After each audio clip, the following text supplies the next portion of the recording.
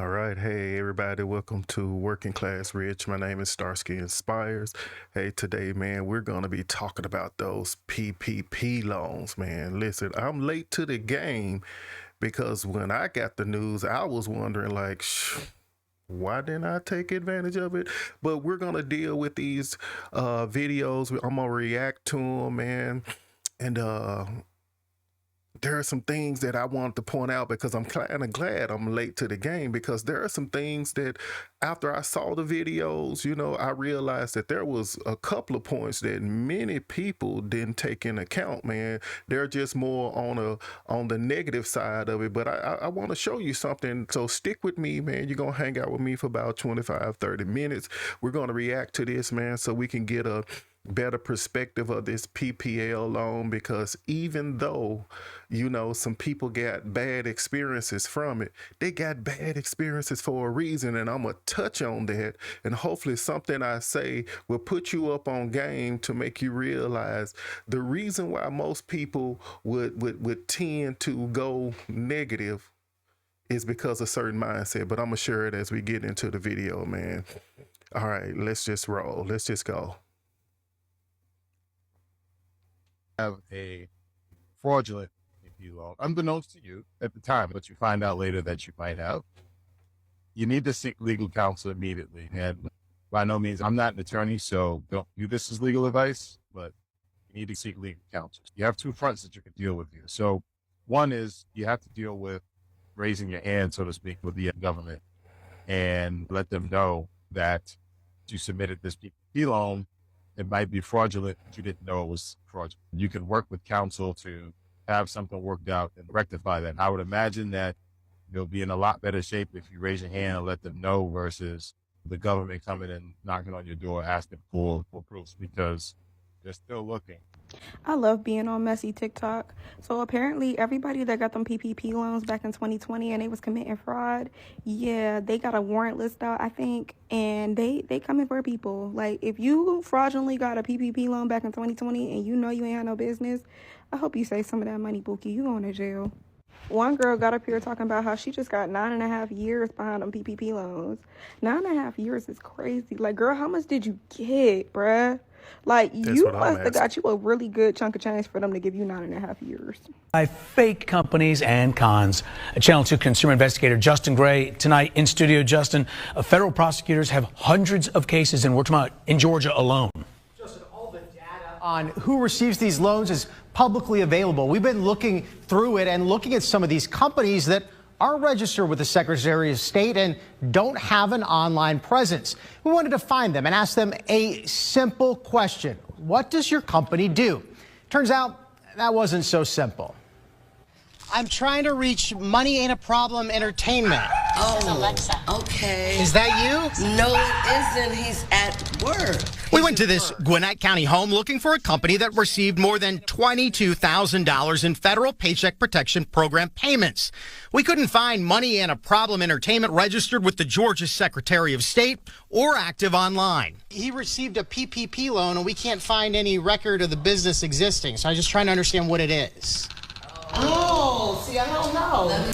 We dug through thousands of pages of PPP data and found that more than 553,000 PPP loans were handed out in Georgia, totaling more than $24 billion just in Georgia. But we know that tens of millions of dollars of that money here in Georgia went to fake companies trying to steal your tax dollars. I think it's a righteous use of your federal tax dollars to go after these people. David Estes is the U.S. Attorney for the Southern District of Georgia. You're sending the message here, if you cheat the American taxpayers, we're going to find you.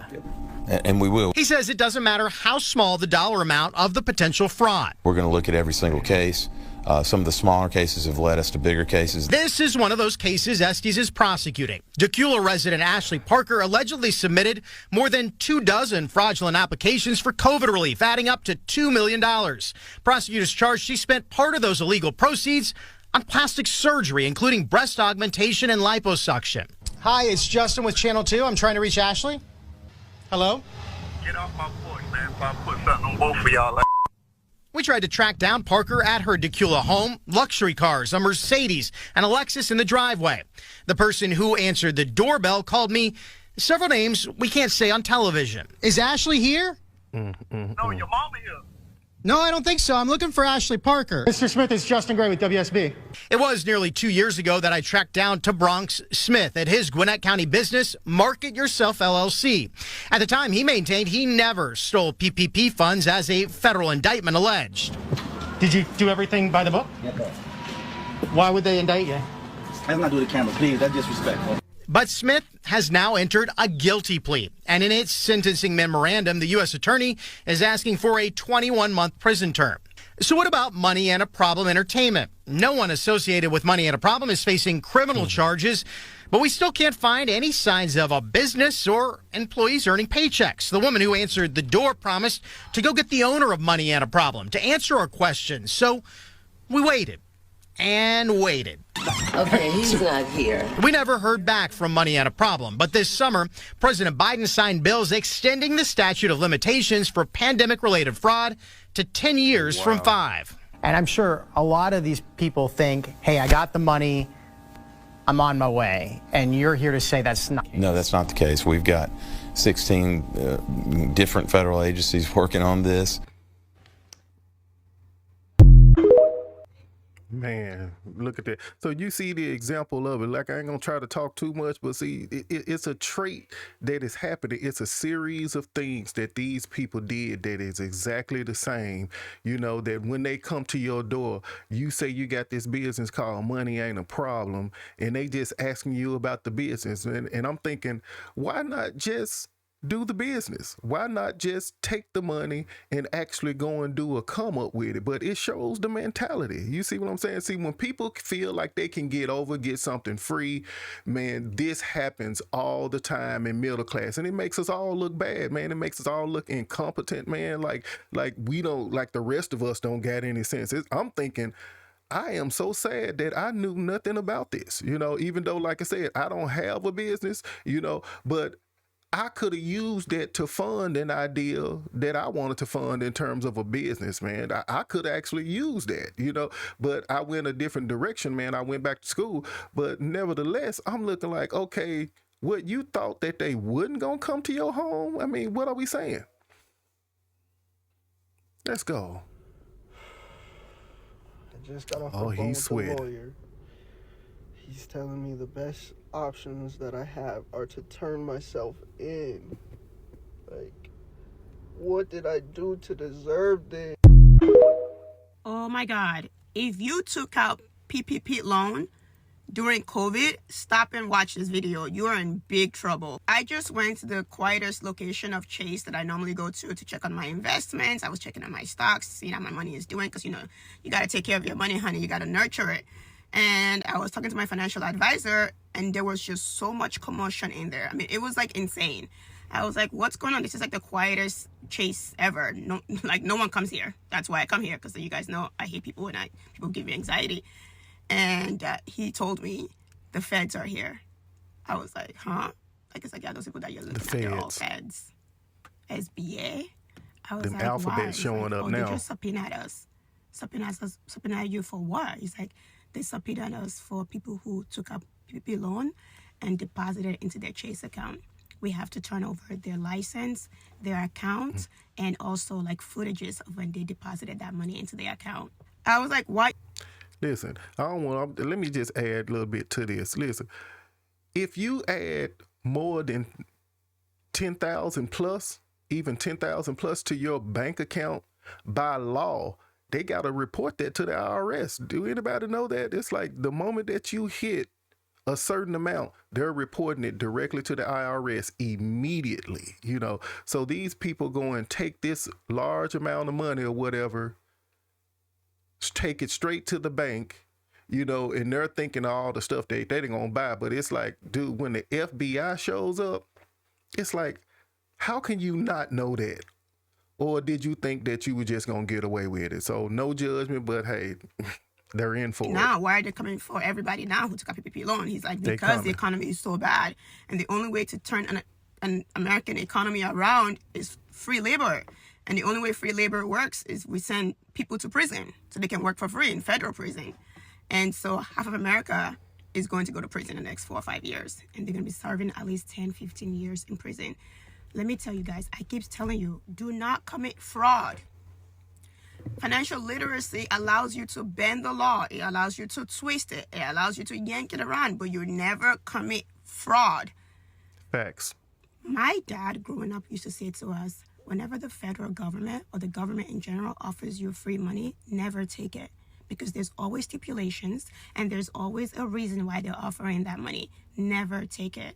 Never take food stamps. Never take help from the government. Don't take handouts from the government ever. It's never free. Never. So I ask, like, what can people do to beat the charges? Like, what are they going to do is, like, you need to call your accountant if you took a PPP loan and get that money, figure out a way to get that money, whatever money you took out, hand it to your accountant, have that accountant contact a lawyer on your behalf, and start negotiating with the feds immediately on how you can pay it back. You have to pay that money back, period. They're going to find out regardless if you had employees, if you used it to buy a car, if you used it to pay off debt especially, because they will find that easily. They're going to find out whatever you use that money for. And if it's not for your employees, because that's what it was for, you will be facing federal charges, period. For them to subpoena JP Morgan, and come in there physically to collect evidence. And remember, if the feds are in your business and they're already digging through your business, they already have the information. They already have it before they charge you. They're just looking for more evidence. They already have whatever they need over you. Anyway, I'm not saying snitch, but they're also offering rewards. If you know anyone who took a PPP loan and you want to snitch on them, the feds will give you a check. Like, this is insane. I'm like shaking. It's so crazy too, because at the time when my friends, and I remember when those two girls took out their PPP loan, one of them got $47,000, the other one got like $65,000. Neither one of them had an employee. And I had a full team during COVID, but I worked during COVID. I worked the whole time, and God blessed me. I made the most money of my life during COVID. But I remember then even they would like make fun of me, like, Nika, just take out the PPP loan. It's free money. It's free money. And I would say, nothing in America is free. Nothing in America is free. And I did not take that money. I did not take that money. Wow. It was like I was just covered. Like, everyone around me was doing it, and I refused to do it. I'm so blessed. The chances of you not facing charges if you took out that loan is slim to none, because they're not going after the politicians who took out the loan. They're not going after the top 1% that took out the loan. They need you, the poor people, to do free labor. So they're coming after you. My heart breaks for all of you, truly. Now listen, there's something I want to add to that. Taking money from the government like the PPP loan, you know, is not an all-around bad thing when you understand what you are doing and you understand how you need to use it.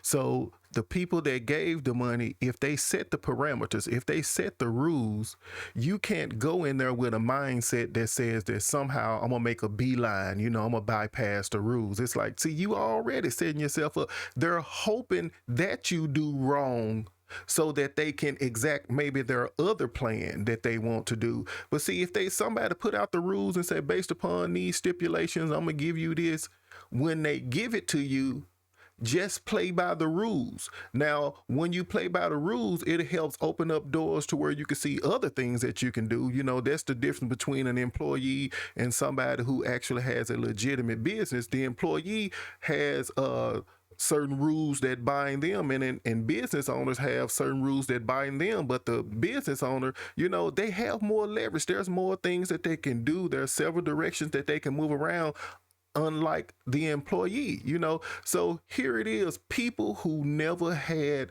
large amounts of money, you get to scheme and plot on, and they give you large amounts of money, and nothing clicks in your mind to say, I wonder, is this a trap?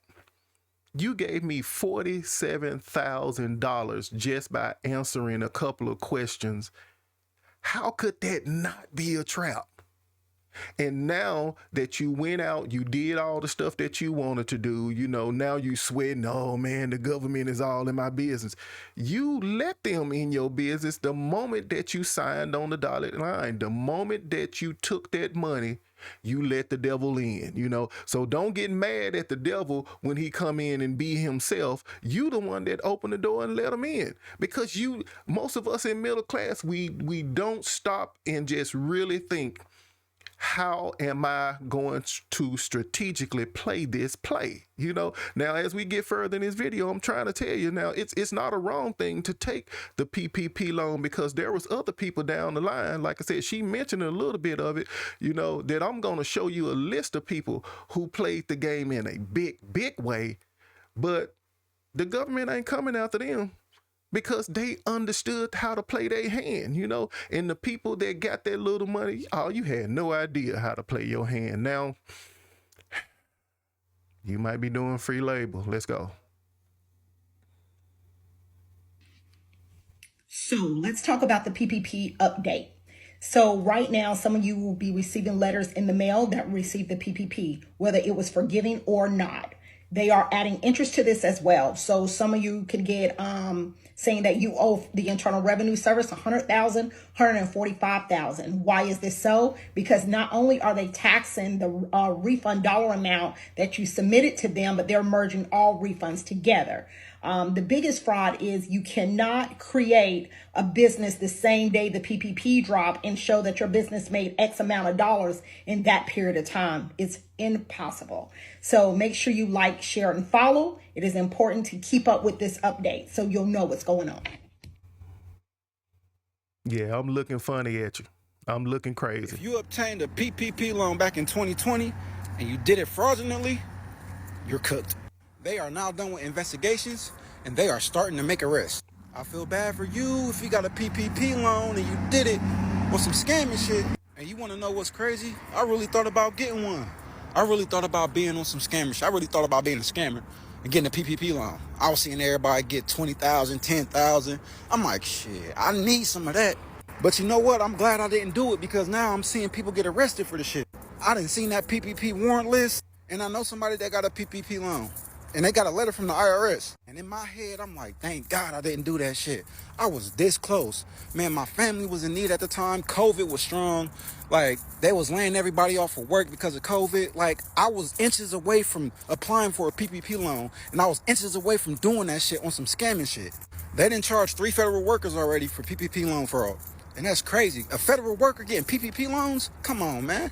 It was cops getting PPP loans. And they was doing that shit on some scamming shit. The police. I guess them federal workers and the police thought they was above the law and that the IRS won't come after them for that PPP loan fraud. But I feel bad for you if you got a PPP loan and you did that shit on some scamming shit. Whew. They coming, boy. Expect to knock on the door from the police. And y'all keep y'all head up because y'all going to federal prison. I ain't want to gossip. You ain't heard this from me. Yes, fuck you have. Y'all, them PPP loans. When I was telling y'all to hide money in the motherfucking backyard, y'all thought I was crazy. Y'all thought Janika just hate. She going through this. All that. No, my mother is a broker. She's been doing taxes for over 20 years. And my mama told me don't fuck with the PPP. She told me if I knew anybody that was doing the PPP, don't do it. My mama also know I'm a hustler and I can create documents. And she told me don't fuck with them folks in them documents or they're going to come get me. It's 3-letter agencies, and you don't fuck with a lot of those 3-letter agencies, the IRS, FBI, CIA, DEA. Do I need to keep going? You don't fuck with Uncle Sam. You don't play with that. Taxes are bullshit. Yes, they are. It's a voluntary system. You don't have, it's a voluntary system. You can be involuntary, but you got to read through the paperwork, find all these nooks and crannies and these different loopholes to get out of this, just as Donald Trump did, Elon Musk, and all of them. That's why everything that they're uncovering and all this corruption is for a bigger purpose. TikTok, this is all for entertainment purposes only. This is all my personal opinion. And you can Google all these things and look this up. But y'all thought I was playing. But Wells Fargo has been seizing folks' bank account, they debits, they deposits, all that shit, seeing what y'all spent that money on. So what y'all need to really be doing is y'all need to be going to get some of that money out and going to retaining you a lawyer if you already ain't got one, and try to make a side deal with the feds, because they're coming. They start with the millionaires and the billion people up to the top. They goes millions, then you go to the 100,000, and there's Cat Williams said 1,000 ass. Even if you got $238 from a PPP loan and you didn't do what you were supposed to with it, they're gonna know. Black and white, follow the money, paper trail every fucking time. A lot of y'all don't know how to, quote unquote, y'all call some of the legit things that you can get by on, far as like down payments being illegal at a car lot. You being able to have insurance already covered in your consumer contract, going to the dealership and getting you a purchase agreement, and then filing for the title before you even go to a bank or any of that. Like, yeah, I could teach y'all a thing or two or three. But y'all laughed at me when I talked about that. Wells Fargo, Chase, Bank of America, Navy, Federal, they're coming. So go get your money out now if you haven't.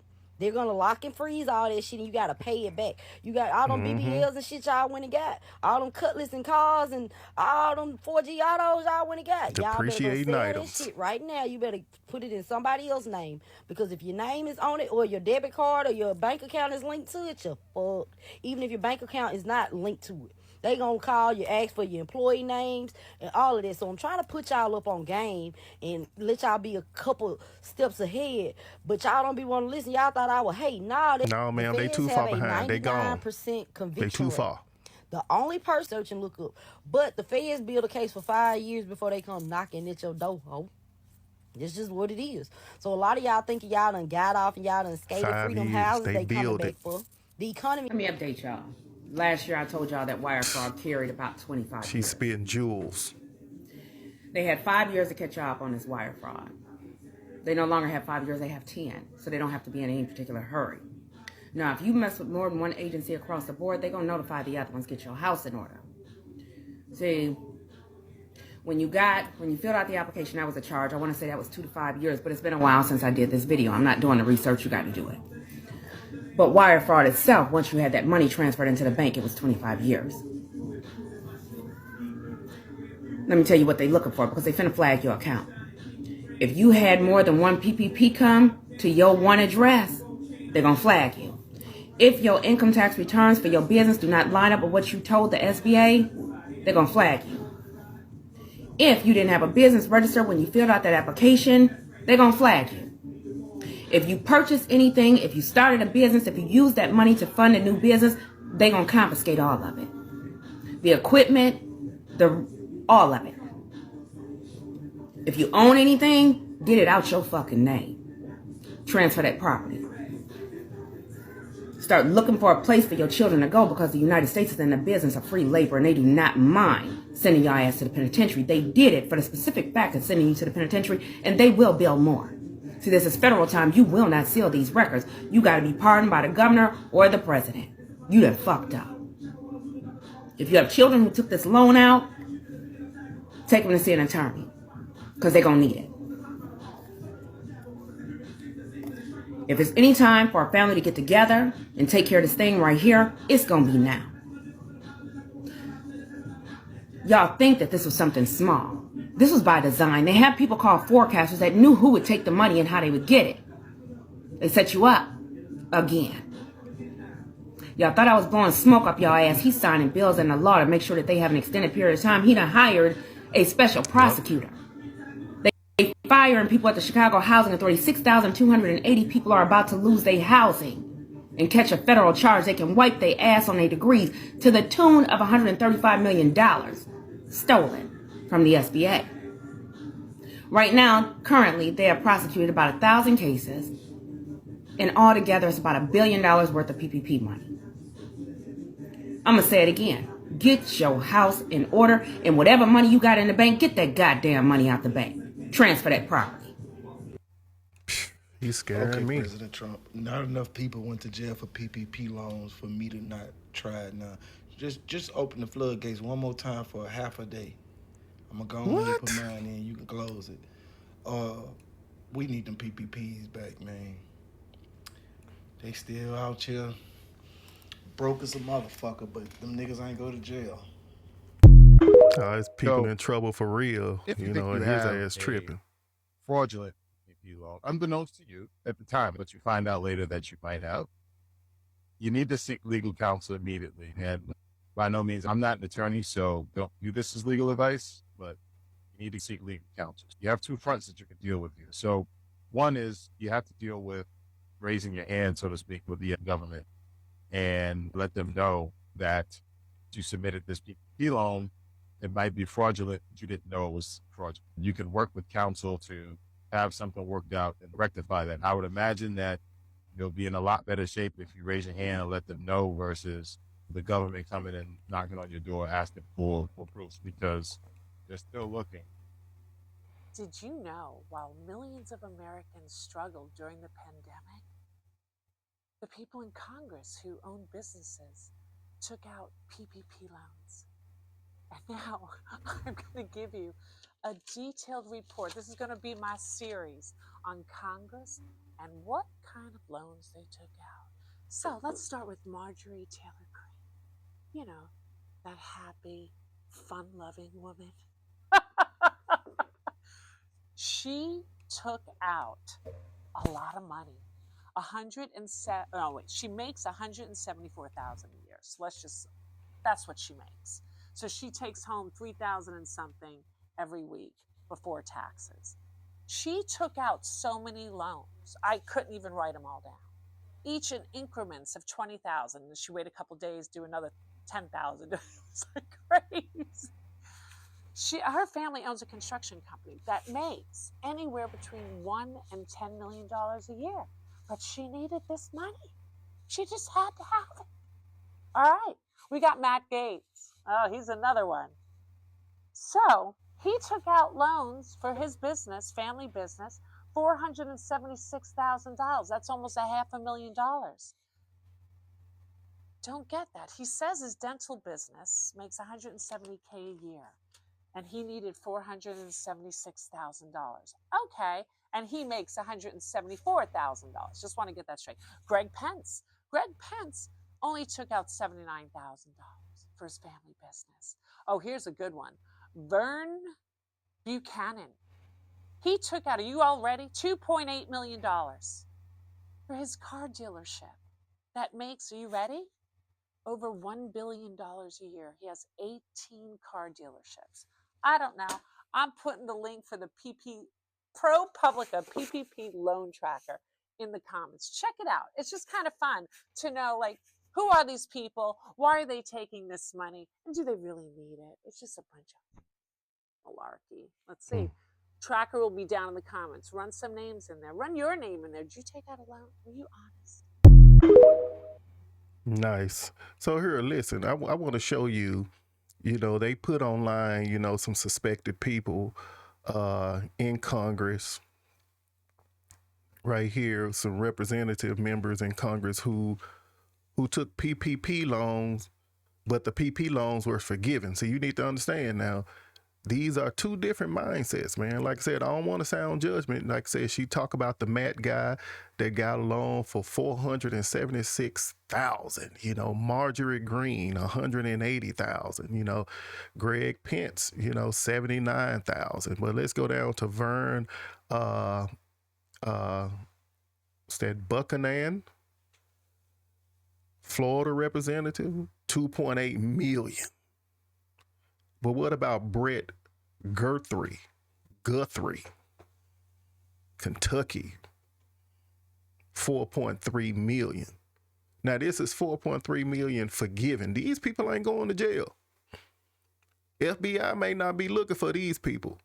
Carol Miller, $3.1 million. Now, all this stuff is alleged, you know what I'm saying? This is something somebody posted, and I just want to kind of show you, like, listen, these people here are not in the same boat as the people that the FBI are coming after, because see, these people already knew how to cross their I's, and dot their T's, They already knew, man. They knew to keep everything in check. They knew that these people are going to be looking for a paper trail. They knew that these people were after a certain demographic, a certain mindset. They already knew that they put that trap out there to attract a certain type of naive, desperate person that's just don't mind being ignorant, you know. I mean, I'm gonna have my fun, you know. I mean, it's like the people that go to Coachella, you know. You going to Coachella spending all of that money, this is gonna be my one big hurrah.